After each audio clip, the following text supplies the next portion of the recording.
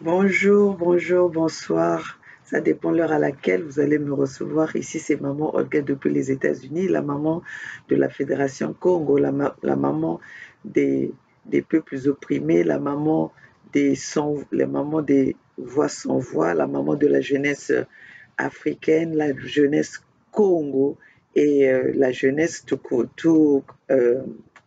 court.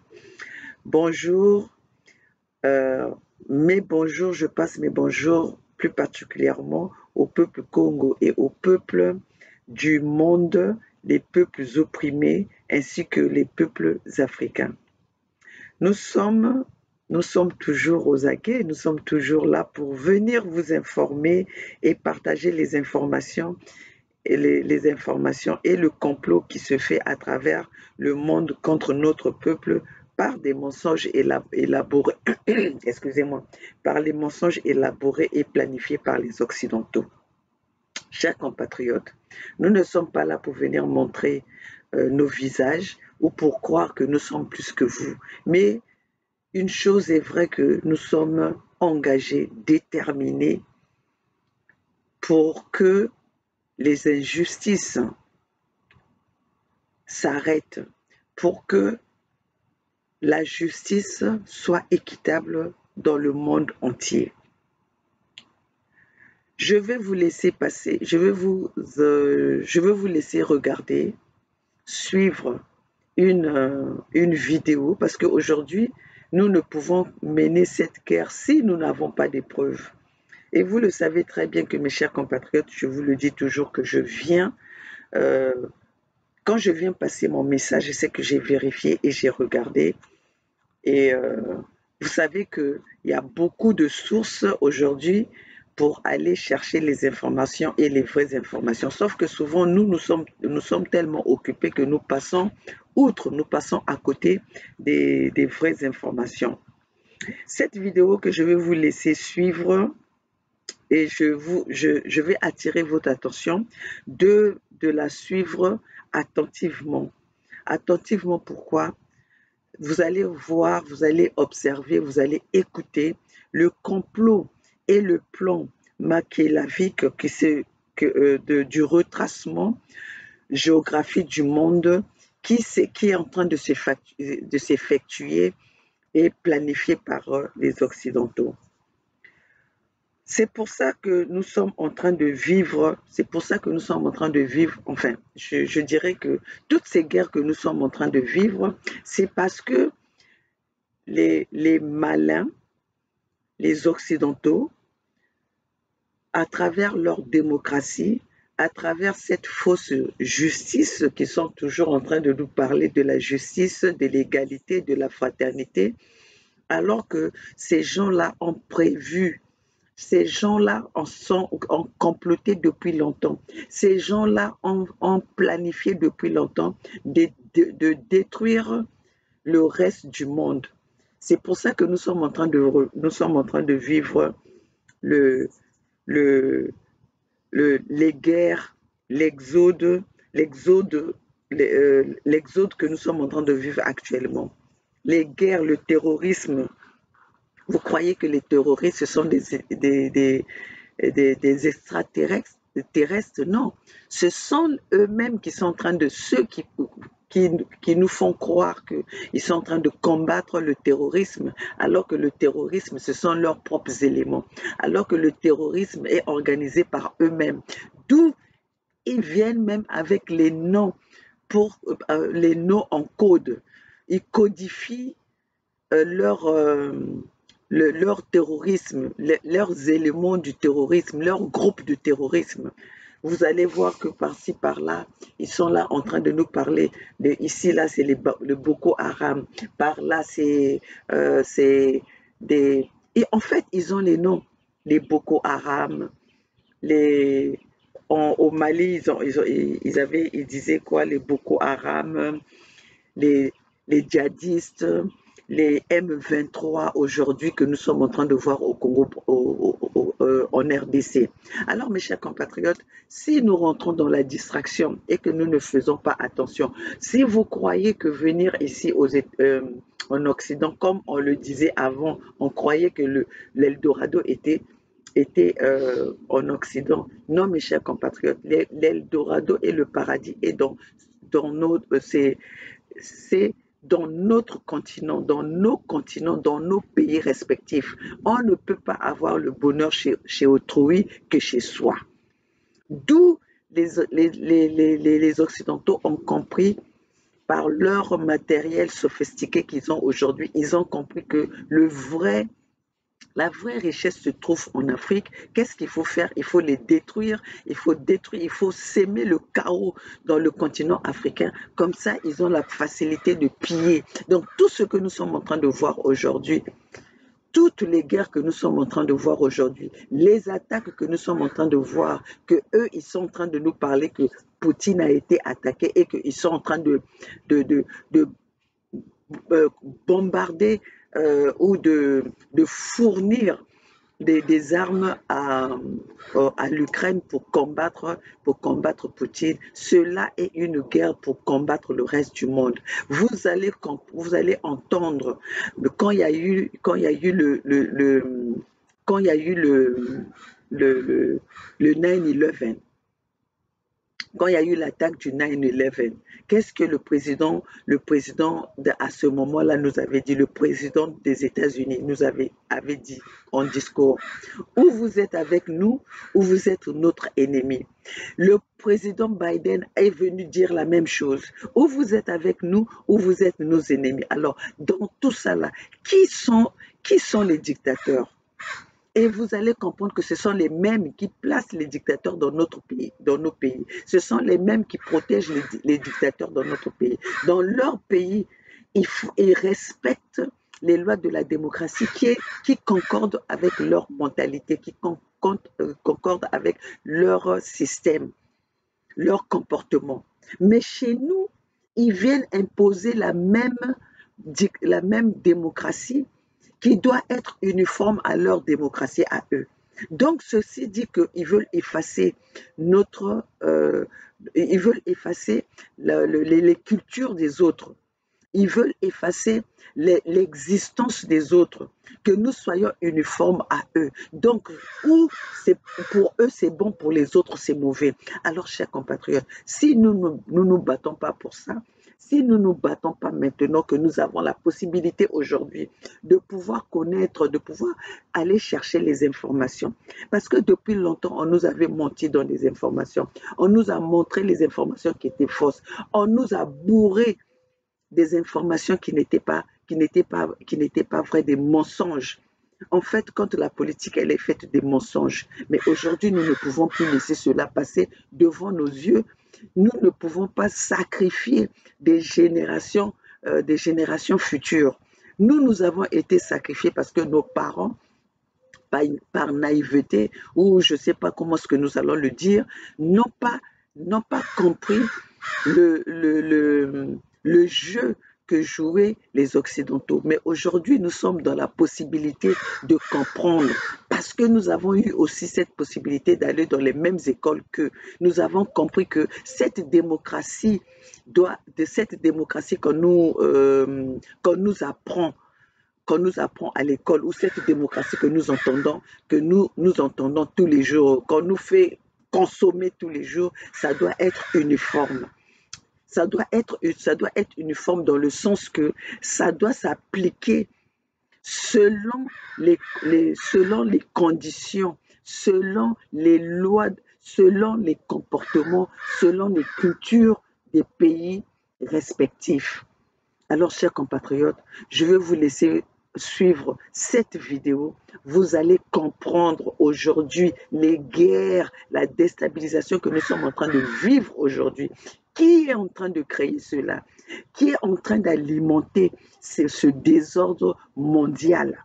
Parce que nous allons parler du désordre mondial. Qui est en train d'alimenter le terrorisme?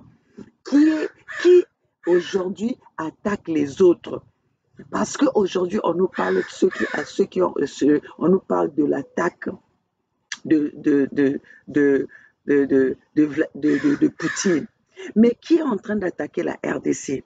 Qui est allé attaquer, déstabiliser l'Afrique? Ils ont commencé à déstabiliser notre continent depuis la nuit des temps. La conférence de Berlin, c'était pour... Ils se sont divisés, ils se sont partagés notre Afrique en absence des Africains. Sous le mensonge, sous un meeting mensonger qui sont venus nous parler, ils sont venus nous...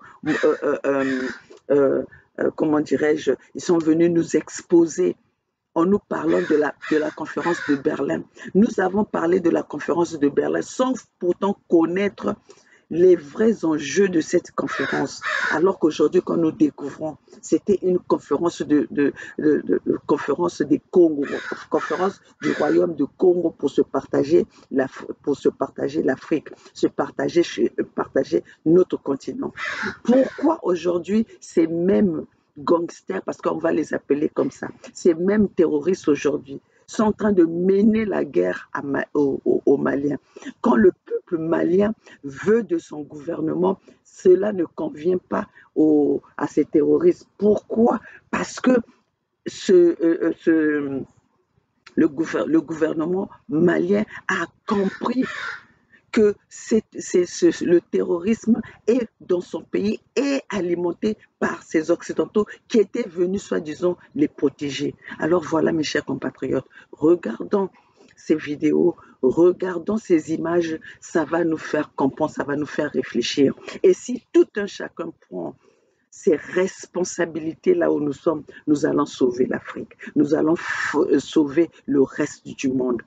Mais si nous allons dans la distraction, nous allons dans les sentiments, nous allons, je ne sais pas comment est-ce qu'il faut le dire, mes chers compatriotes, il ne nous restera que plus nos yeux pour pleurer et le monde et le reste, la diversité mondiale va disparaître parce que ces gens-là veulent que nous soyons, ils veulent dominer le reste du monde. Alors, sans plus tarder, mes chers compatriotes, nous allons continuer. Écoutez ceci avec attention. Je vais vous faire mon... Politique étrangère russe. Quelles sont les conséquences des modifications récemment apportées par Vladimir Poutine et Sergueï Lavrov? C'est ce que nous allons voir dans notre émission. Regardez. Le vendredi 31 mars 2023, le président russe Vladimir Poutine a signé le document qui entérine la nouvelle politique étrangère russe.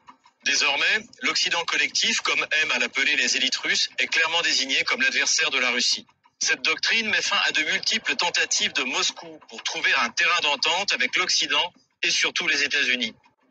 De 1992 à 2023, le Kremlin a tenté différents types d'approches.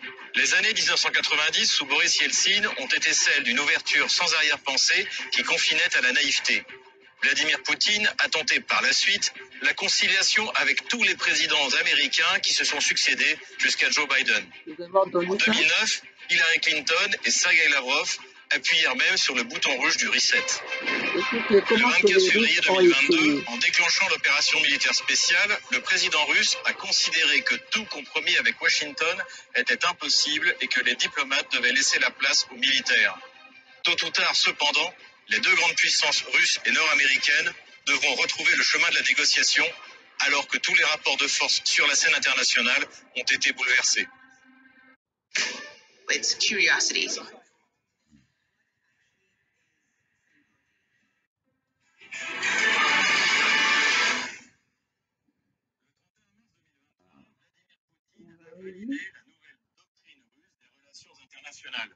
Le président russe parle désormais de changements radicaux. Les changements radicaux dans la vie internationale nous ont obligés à apporter de profondes modifications aux principaux documents de planification stratégique. Il s'agit notamment du cadre de politique étrangère de la Fédération de Russie qui définit les principes, les missions et les priorités des activités diplomatiques. C'est en effet, sous de nombreux aspects, un virage dans la diplomatie russe. Depuis 1992, elle a essayé de trouver une place pour la Russie post-soviétique qui eut à subir non seulement l'éclatement de son territoire, mais aussi celui des populations qui y habitaient. Avec la disparition de l'URSS, c'est l'équilibre d'un monde réparti entre deux blocs qui disparaît. Dans la décennie qui suit cet effondrement, les États-Unis deviennent une hyperpuissance qui peut exercer sa volonté sans retenue et où elle le souhaite. Dans son premier discours de politique étrangère devant la Douma en juillet 2000, Vladimir Poutine expose lui-même cette nouvelle donne et les nouvelles menaces. La guerre froide relève du passé, mais il reste des conséquences difficiles à surmonter. Ainsi, dans le contexte d'un nouveau type d'agression extérieure, le terrorisme international et des tentatives de faire passer cette menace à l'intérieur du pays, la Russie a été confrontée à un défi systémique à la souveraineté de l'État et à l'intégrité territoriale et s'est retrouvée face à des forces aspirant à un redécoupage géopolitique. Vous avez entendu? À l'époque, la Russie fait face au terrorisme en Tchétchénie. En 1999, Vladimir Poutine, alors Premier ministre, avait dû lancer son pays dans une nouvelle guerre contre les groupes terroristes qui y faisaient la loi. La Russie devait cette fois l'emporter. Mais l'événement international qui bouleversa le paradigme des relations internationales à l'époque fut les attentats du 11 septembre 2001. Vladimir Poutine apporta immédiatement son soutien à son homologue américain. Le futur ambassadeur en Russie, Michael McFaul, s'en réjouissait à l'époque. Relations russo-américaines après le 11 septembre 2001. Le plan pro-américain de Poutine n'était pas simplement tactique. Les politiques de soutien de Poutine après le 11 septembre, y compris son accord pour une présence militaire américaine en Asie centrale, ont représenté un changement significatif dans les politiques étrangères russes. Le potentiel d'avancée, c'est-à-dire pour une relation fondamentalement nouvelle et améliorée entre la Russie et l'Occident, n'a jamais été aussi grand. Le nouveau paradigme des relations internationales, promu par George Bush Jr., est celui de la lutte contre le terrorisme. Il servira à justifier les opérations militaires américaines qui suivront en Afghanistan et en Irak pour commencer. Ne pas être derrière Washington fait désormais de vous un ennemi. Chaque nation, dans chaque région, a maintenant une décision à prendre. Soit vous êtes avec nous, soit vous êtes avec les terroristes. Voilà, si c'est pas la dictature. Soit vous êtes avec nous, c'est-à-dire que vous aimez la liberté et que vous êtes avec les nations qui embrassent la liberté, soit vous êtes avec l'ennemi. Il n'y a pas d'entre-deux. Le soutien de Vladimir Poutine à George Bush n'est pas payé de retour. La Russie assiste impuissante à la sortie de Washington de l'accord sur les missiles antimissiles en 2002, à l'expansion de l'OTAN vers les pays d'Europe de l'Est, anciens membres du pacte de Varsovie, et à une succession de révolutions de couleur, notamment en Géorgie et surtout en Ukraine où en 2005, le soutien de Washington est évident. L'ombre de Washington sur la révolution orange à Kiev. Des ONG et fondations américaines ont préparé le terrain pour les changements démocratiques en Ukraine. Au centre de ces fondations, celle du financier américain et militant démocrate George Soros a dépensé 75 millions de dollars jusqu'en 2003 pour des projets contribuant à faire émerger une société ouverte. Ces événements conduisent Vladimir Poutine à adopter un ton plus ferme sur la scène internationale vis-à-vis de Washington. C'est le cas lors de son fameux discours de la conférence sur la sécurité à Munich le 10 février 2007. 2007. Mais qu'est-ce qu'un monde unipolaire? On a beau embellir ce terme, il ne signifie pratiquement en fin de compte qu'une seule chose. C'est un centre de pouvoir, un centre de force, un centre de prise de décision. Il ne fait aucun doute que le potentiel économique des nouveaux centres de croissance mondiale se transformera inévitablement en influence politique et renforcera la multipolarité. Notre évaluation de l'extension de l'OTAN vers l'Est, j'ai déjà parlé des garanties qui nous ont été données et qui ne sont pas respectées aujourd'hui. Pensez-vous que ce soit normal dans le cadre des affaires internationales? Eh bien, tant pis pour ces garanties. En ce qui concerne la démocratie et l'élargissement de l'Alliance, l'OTAN n'est pas une organisation universelle, contrairement à l'ONU. C'est avant tout un bloc militaro-politique. Militaro-politique. Cette mise en garde n'empêche pas, en août 2008, le vice-président américain Dick Cheney de soutenir le président géorgien Mikhail Saakashvili dans son opération militaire contre l'Ossétie du Sud, où sont stationnées les forces russes d'interposition. La Russie intervient rapidement et militairement et reconnaît l'indépendance de l'Ossétie et de l'Abkhazie. Avec l'arrivée de Barack Obama à la présidence, une occasion de renouer avec un dialogue constructif semble apparaître lorsque le 6 mars 2009, Hillary Clinton, alors secrétaire d'État aux Affaires étrangères, remet un bouton de reset rouge pour relancer la relation bilatérale. Je voulais vous offrir un petit cadeau qui représente ce que le président Obama, le vice-président Biden et moi-même avons dit. Nous voulons redémarrer nos relations. Faisons-le ensemble. Nous le ferons ensemble. Lors de la conférence de Munich en février 2015, le vice-président américain Joe Biden se félicita des résultats obtenus suite à ce reset diplomatique. Une fois que nous avons appuyé sur ce bouton redémarrage en 2009, pendant la période allant jusqu'à 2012, nous avons réalisé beaucoup de choses en matière de coopération avec la Russie pour faire avancer nos intérêts mutuels et, je dirais, les intérêts de l'Europe. Cela ne trompait pourtant déjà personne à Moscou. En 5 ans, l'administration Obama avait liquidé Muammar Kadhafi en Libye, tenté d'en faire autant en Syrie et organisé la révolution de Maïdan, comme le reconnaît Victoria Nuland, alors secrétaire d'État adjoint aux affaires étrangères devant l'US Ukraine Foundation à Washington le 13 décembre 2013. Depuis l'indépendance de l'Ukraine en 1991, les États-Unis soutiennent les Ukrainiens à mesure que ceux-ci développent des compétences et des institutions démocratiques, à mesure qu'ils font avancer la participation des civils et la bonne gouvernance. Tout ceci est dans les conditions préalables pour que l'Ukraine puisse réaliser ses aspirations européennes. Nous avons investi plus de 5 milliards de dollars pour aider l'Ukraine dans ses objectifs et dans d'autres, qui garantiront une Ukraine sécurisée, prospère et démocratique. Les 2 mandats de Barack Obama n'ont fait qu'accroître la tension entre Moscou et Washington. Les États-Unis ont échoué face à la Russie, non seulement en Syrie, mais en Crimée, qui est réunifiée en 2014. Les sanctions qui ont été prises par les Occidentaux, non seulement n'ont pas nui à la Russie, mais lui ont même permis de réformer des pans entiers de son économie, comme l'agriculture. Pour Dimitri Medvedev, ces sanctions ont tout simplement mis fin à la tentative de reset. C'est que, soyons francs, ce n'est pas nous qui avons conçu ces sanctions. Elles ont été conçues par nos partenaires internationaux. Comme on dit, Dieu les jugera. Nous survivrons à ces sanctions, bien évidemment. Et je n'ai aucun doute qu'après un certain moment, ces sanctions disparaîtront. Elles n'existeront plus. Mais il ne fait aucun doute qu'elles ont endommagé nos relations. L'arrivée de Donald Trump à la Maison-Blanche en 2017 ne permet pas de restaurer les relations russo-américaines. Dans la nouvelle stratégie de défense nationale du Pentagone, publiée en janvier 2018 par le général Jim Mattis, le paradigme a changé. Il ne s'agit plus de la guerre contre le terrorisme, mais de la lutte contre les puissances dites révisionnistes, la Chine et la Russie. Jim Mattis désigne ainsi les puissances qui remettent en cause la domination mondiale nord-américaine. La Chine est un concurrent stratégique qui utilise l'économie prédatrice pour intimider ses voisins tout en renforçant la militarisation de la mer de Chine du Sud. La Russie a violé les frontières des pays voisins et cherche à s'octroyer un droit de veto sur les décisions économiques, diplomatiques et sécuritaires de ses voisins. L'arrivée de Joe Biden à la présidence ne change pas la nouvelle donne, au contraire.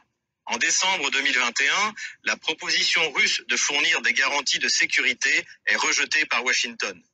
Ce refus ainsi que la reprise des affrontements dans le Donbass aboutissent le 24 février 2022 au déclenchement de l'opération spéciale. So, Amanda tells us your family has cable internet. I was raised on cable. Don't you want to raise your kids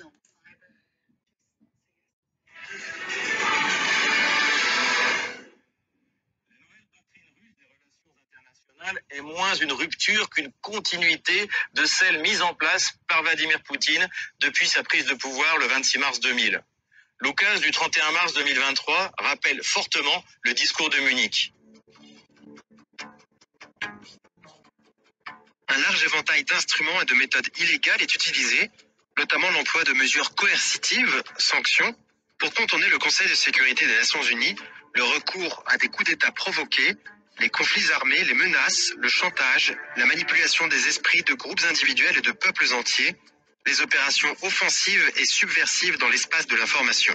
L'imposition d'orientations idéologiques néolibérales destructrices, en contradiction avec les valeurs spirituelles et morales traditionnelles, est une forme répandue d'ingérence dans les affaires intérieures d'États souverains.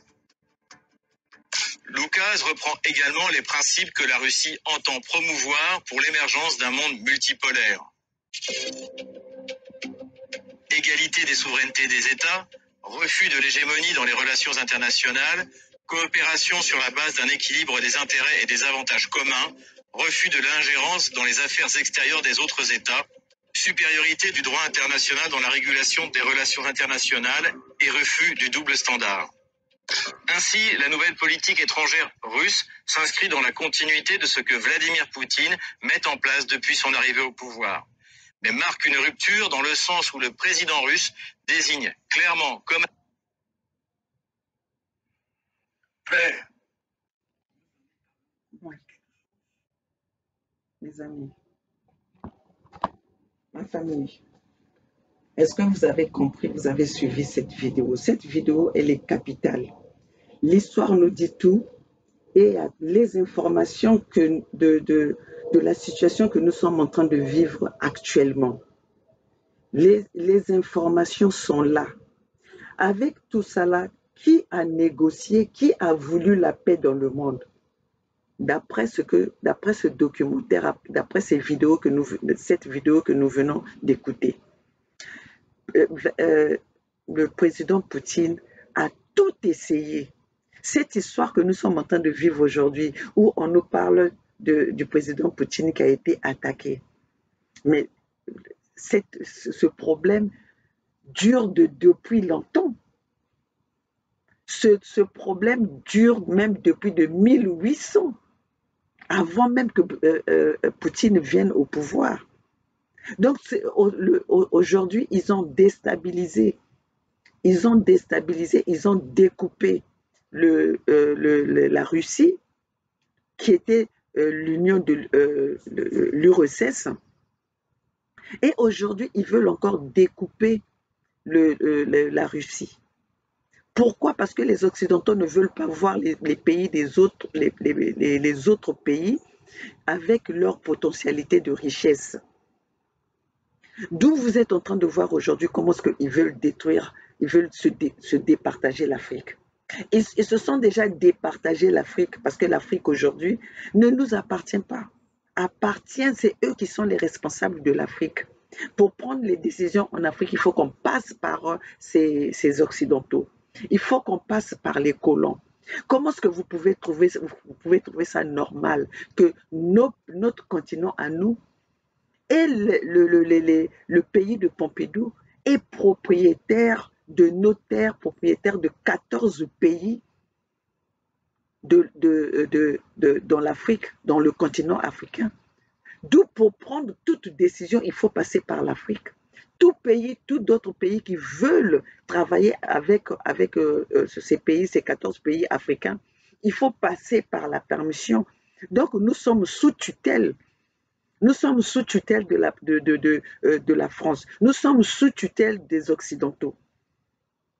Alors, quand vous êtes en train de voir ces guerres aujourd'hui, c'est même pas la guerre que nous sommes en train de vivre aujourd'hui, la guerre de l'Ukraine. Vous croyez que c'est pour rien? Ils sont en train de fournir les armes.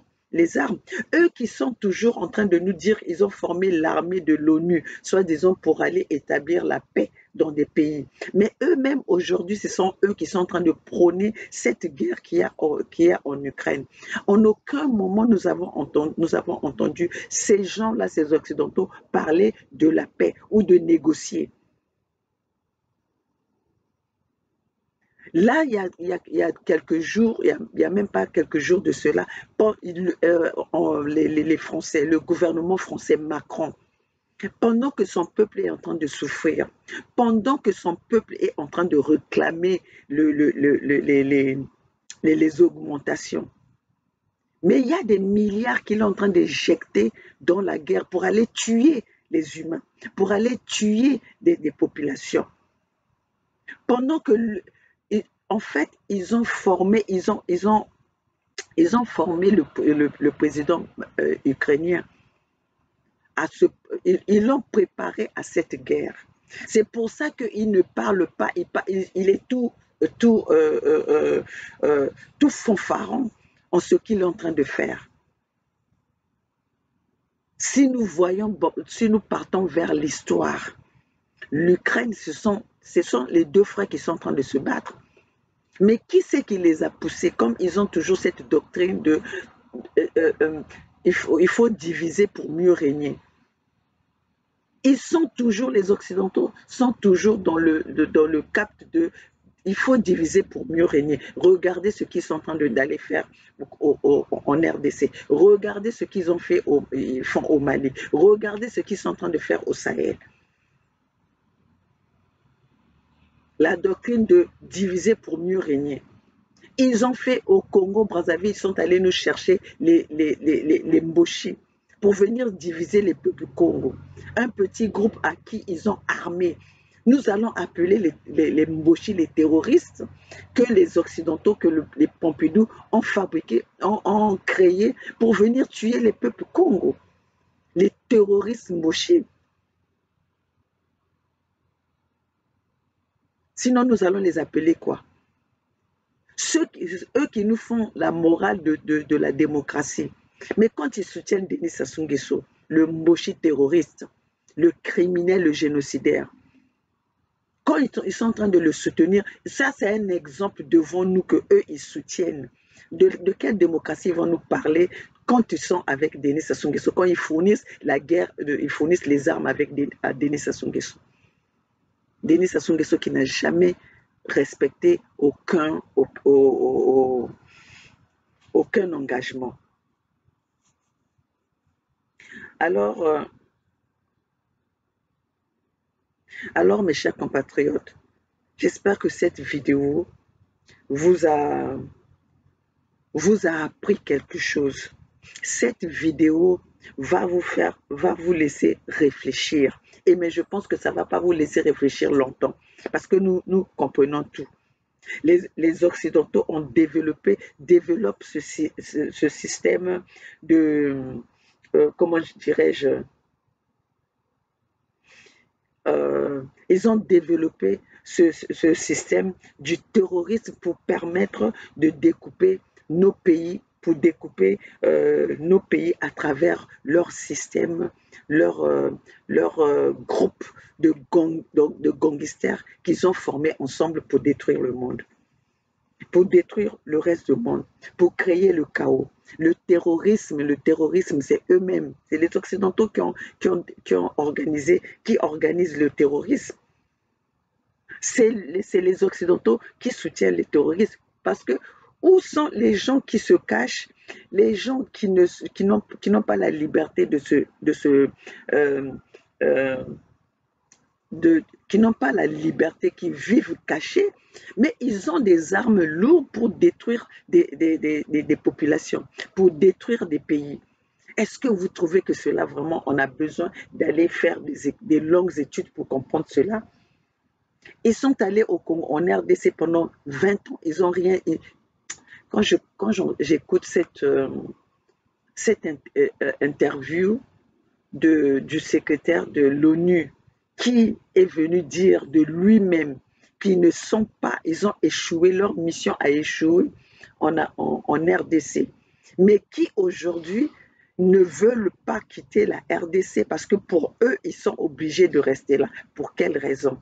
Quand une mission, quand vous n'arrivez pas à satisfaire les besoins dont on vous a employé, dont on vous a fait appel, qu'est-ce qu'il faut faire?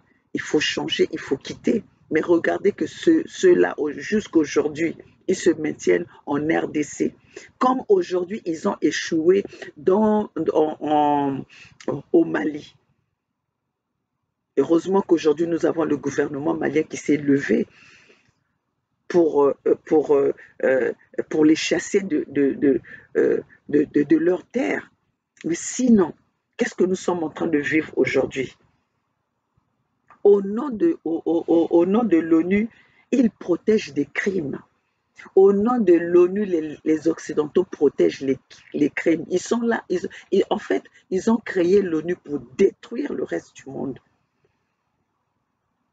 Ils ont créé l'ONU pour détruire le reste du monde. Moi, je vous dis que ce que nous avons vu au siège de l'ONU à New York, c'est incroyable de croire qu'aujourd'hui vous allez vous plaindre dans une institution, soi-disant qui est là pour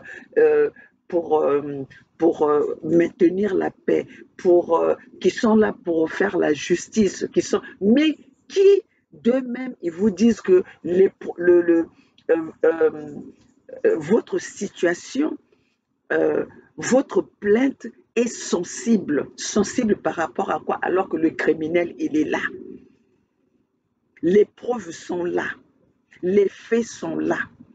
Mais les juges vous parlent que le système, je parle de juges parce que l'ONU, soi-disant, si nous comprenons, l'institution de l'ONU est là pour établir la paix, pour juger les criminels. Mais quand eux-mêmes vous disent que ce cas-là ce cas-là est sensible. Donc le cas des crimes de Denis Sassou Nguesso est sensible. Sensible par rapport à quoi? Ils ne touchent pas. Ils ne veulent pas ouvrir les dossiers. Et les gens vous disent qu'ils sont au courant de ce qui se passe au Congo-Brazzaville. Mais regardez, Denis Sassou Nguesso, puisqu'il protège, les intérêts des Occidentaux, voilà qu'ils ne veulent pas le toucher. Il peut commettre tous les crimes possibles. C'est pour ça qu'aujourd'hui, vous êtes en train de voir, je viendrai parler de ça au détail prochainement. Quand ils sont en train de nous, voilà, aujourd'hui, ils veulent fabriquer, ils veulent créer une fausse opposition au Congo-Brazzaville à travers Merlan, Destin, Gavé et Longo. Merlan, Destin, Gavé et Longo est devenu maintenant l'homme qu'on est en train de préparer pour 2026.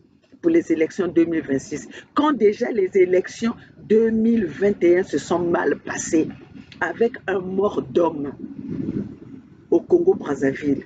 Mais ils sont là, ils sont déjà dans la vision de 2023, de 2026, avec qui Elenga Gavé, Elenga non, il s'appelle Merlan Destin Gavé et Longo. Dont son frère est dans le gouvernement, travaille dans le gouvernement de Denis Sassou Nguesso. Ce Destin Gavé là qu'on est en train de nous vendre aujourd'hui, qu'on est en train qu'on veut nous faire consommer aujourd'hui comme l'opposant, il dépasse les autres opposants en quoi? Vous croyez, ce même Destin Gavé, avant que Guy Parfait Kolela soit assassiné, ils avaient fait des alliances avec Guy Parfait Kolela. Mais quand Guy Parfait Kolela est décédé, ce Destin Gavé, nous n'avons pas vu ce Destin Gavé réclamer la justice pour la mort de Guy Parfait Kolela. Voilà que les Occidentaux, en complicité avec Denis Sassou Nguesso, veulent que les peuples Congo acceptent Destin Merlan, Destin Gavé et Longo comme opposants, comme candidats, parce qu'ils sont là, ils sont en train de vouloir le positionner comme candidat au Congo-Brazzaville. Tout ça parce qu'ils veulent nous faire croire qu'il y a la démocratie au Congo-Brazzaville au travers des élections avec un dictateur. Qui nous disent qui nous montrent un exemple ici en Occident où un président qui a fait ce que Denis Sassou Nguesso a fait et qui reste au pouvoir. Ou bien une démocratie dont un président est resté plus de 40 ans avec les résultats que nous avons aujourd'hui au Congo-Brazzaville. Un génocidaire, un criminel dans un pays démocratique qui reste au pouvoir impuni. Alors, chers compatriotes, les peuples Congo, faisons attention. Ça, c'était juste une parenthèse. Faisons attention à ce que nous sommes en train de voir aujourd'hui. Voilà que ce merlan destin gavé, comme ils veulent nous le vendre, là maintenant, il est invité dans les chaînes instrumentalisées à promouvoir, qui sont là à promouvoir les crimes, à protéger les crimes. Voilà que Destin Gavé aujourd'hui est invité là-bas. Mais si ce Destin Gavé est vraiment un opposant, il n'a qu'à nous faire lever les mochis, parce qu'aujourd'hui aussi, les mochis ont des problèmes avec. Il y a certains mochis qui souffrent par rapport au système de Denis Sassou Nguesso. Si lui, il est le vrai opposant, il n'a qu'à faire une manifestation. Il n'a qu'à faire lever les mochis contre le système de Denis Sassou Nguesso. Soit disant, c'est un vrai opposant. Alors vous blaguez avec les gens, vous croyez que nous sommes nous sommes bêtes, nous sommes vos femmes, nous sommes vos idiots qui venons entendre votre manipulation, qui venons là pour assister votre manipulation. Destin Gavé, si tu es un vrai opposant, commence déjà par faire sortir les prisonniers politiques au Congo-Brazzaville. Mais pourquoi vous voulez mentir les gens comme ça? Pourquoi vous pensez que les gens sont des idiots? Toi, Destin Gavé, je te dis, moi, maman Olga, je ne vais pas te lâcher. Tu ne passeras jamais. Parce que si à travers toi, vous allez créer les guerres ou les tueries ou des crimes pour nos peuples Congo, vous allez nous trouver sur votre chemin. D'ailleurs, aujourd'hui, tu ne peux pas représenter les peuples Congo. Toi, un Elongo, va d'abord représenter ton peuple Mboshi. Parce que tu crois que toi, Destin Gavé, tu aimes ce peuple Congo plus que nous-mêmes les Congos. Parce que toi, tu n'es pas Congo, toi. Bref, voilà ce que je voulais dire, mes chers compatriotes. C'était pour vous montrer le vrai exemple de ce qui est en train de se passer dans ce monde. On est en train d'intituler Poutine comme un dictateur, Poutine comme un terroriste, Poutine comme un criminel, alors que les vrais criminels eux-mêmes, ils sont là en train de se cacher dans leurs institutions de l'ONU, dans leurs institutions de l'OTAN, dans leurs institutions des droits de l'homme, dans toutes leurs institutions-là. Ils sont faits pour protéger des criminels du mondial, les criminels du monde. Alors, chers compatriotes, voilà que ce matin, c'est ce que j'avais à vous dire, parce que toutefois que nous avons des informations, car ce n'est qu'avec les informations, avec les renseignements, que nous pouvons avancer dans cette lutte. Si aujourd'hui nous arrivons quand même à respirer un tout petit peu, parce que nous avons ce matériel des réseaux sociaux que aujourd'hui nous sommes aussi combattus par rapport à nos réseaux sociaux, que eux ils avaient négligé autrefois. Nous ne sommes pas là, nous n'allons pas les déranger dans leurs médias instrumentalisés, mais eux aujourd'hui trouvent le danger chez nous qui venons aussi communiquer avec nos peuples en leur apportant les vérités. Alors, chers compatriotes, voilà ce matin ce que j'avais à vous dire. Soutenons tous le gouvernement du Mali, le gouvernement d'Assimi Goïta, qui aujourd'hui est l'ennemi numéro 1 des Occidentaux, l'ennemi numéro 1 des terroristes comme Poutine. Alors, peuple Congo, voilà, ici c'est maman Olga de la Fédération Congo, la maman des voix sans voix, la maman qui combat la maman qui combat la dictature qui nous a été imposée au Congo-Brazzaville depuis la nuit des temps. La maman qui combat le gouvernement de Denis Sassou Nguesso, le gouvernement génocidaire, le gouvernement des criminels, le gouvernement des assassins qui sont soutenus par le gouvernement, par les institutions par les institutions de la protection des crimes mondiales qui sont l'ONU. Moi, je le dis haut et fort. Ces institutions-là, ce sont les institutions qui organisent le terrorisme, le chaos mondial. Alors, chers compatriotes, aujourd'hui, ils sont en train de nous présenter des Merlin Destin Gavé comme l'opposant de 2026. Quand le problème de 2021 n'a pas été encore résolu, nous n'avons pas trouvé de solution, nous n'avons pas trouvé le coupable.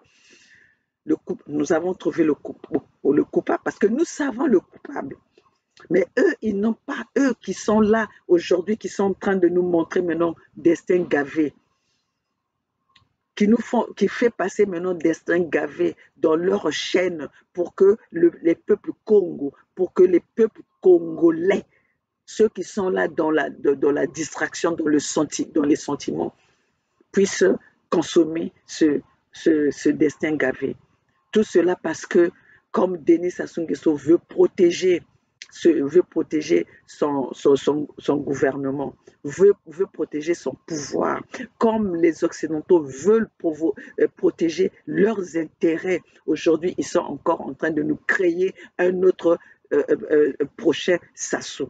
Parce qu'aujourd'hui, ils ont vu que là, au Congo-Brazzaville, le fait que Denis Sassou Nguesso était en train de préparer un enfant de son clan pour venir au pouvoir et que les peuples sont en train de le réclamer aujourd'hui, sont en train de le déclarer aujourd'hui. C'est pour ça qu'aujourd'hui, ils sont allés chercher ce Merlin, ce fameux Merlin Destin Gavé Elongo, un autre Mboshi qui veut encore remplacer par un Mboshi. Comme l'avait dit un des Mboshi dans une vidéo, après Sassou, il y aura un autre Sassou. Donc, Merlin Destin Gavé, qu'aujourd'hui est en train de passer dans des chaînes, dans ces chaînes instrumentalisées aujourd'hui, et un autre Sassou qu'on veut placer au pouvoir. Alors, peuple Congo, c'est à nous de rester vigilants, c'est à nous de se retrousser les manches pour combattre l'ennemi qu'on est en train de nous présenter aujourd'hui.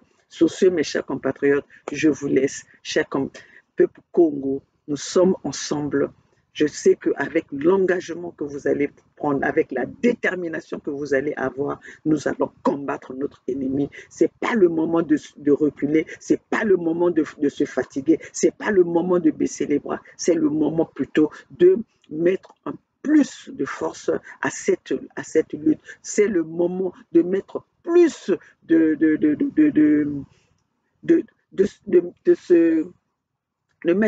d'avoir plus de courage pour combattre l'ennemi qui est en face de nous, chers compatriotes. Vive la Fédération Congo, vive les peuples Congo, les peuples autochtones, les peuples aussi longtemps sur cette planète, c'est les peuples Congo, le royaume Congo. Chers compatriotes, nous ne pouvons pas laisser notre peuple périr, nous ne pouvons pas laisser notre peuple se faire dominer par certains individus qui sont venus quelque part et venir nous dominer sur nos terres. Alors, pour ne pas que cela continue, mes chers compatriotes, nous invitons à tous les Congos de se lever pour combattre notre ennemi. Vive la Fédération Congo, vive les peuples Congo. Le peuple gagne toujours. Seule la lutte libère. La Fédération Congo ou la mort, nous vaincrons.